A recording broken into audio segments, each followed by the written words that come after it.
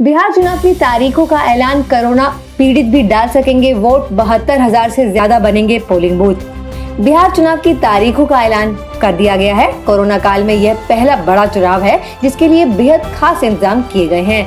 मुख्य चुनाव आयुक्त सुनील अरोड़ा ने प्रेस कॉन्फ्रेंस में बताया कि मतदान के आखिरी घंटे में कोरोना पीड़ित भी वोट डाल सकेंगे। पीड़ितों के लिए पोलिंग बूथ में अलग व्यवस्था होगी।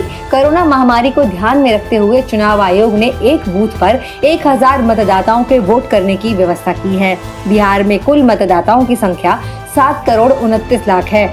ऐसे में बिहार चुनाव के दौरान 72,000 से ज्यादा पोलिंग बूथ बनाए जाएंगे।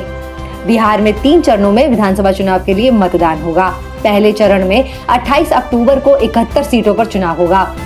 दूसरे चरण में 3 नवंबर को 94 सीटों पर वोटिंग होगी। वहीं 7 नवंबर को तीसरे चरण का चुनाव होगा जिसमें 78 सीटों के लिए मतदान किया जाएगा। चुनाव के नतीजे 10 नवंबर को सामने आएंगे। इस बार चुनाव का यह समय 1 घंटे बढ़ा दिया गया है। सुबह 7 बजे से शाम 7 बजे तक वोटिंग होगी और आखिरी घंटा कोरोना पीड़ितों के लिए आरक्षित किया गया है।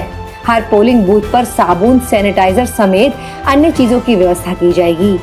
बिहार चुनाव के लिए उम्मीदवार ऑनलाइन भी नॉमिनेशन कर सकेंगे। वहीं प्रचार भी वर्चुअल ही होगा। प्रचार के लिए किसी के घर 5 लोगों से ज्यादा नहीं जा सकेंगे। रैलियां भी छोटी छोटी ही होंगी।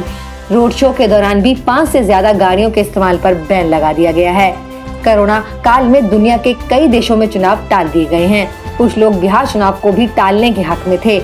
ये मांग लेकर कुछ लोग सुप्रीम कोर्ट भी पहुंचे थे, लेकिन कोर्ट ने बिहार में विधानसभा चुनाव टालने की मांग वाली याचिका पर सुनवाई करने से इनकार कर दिया।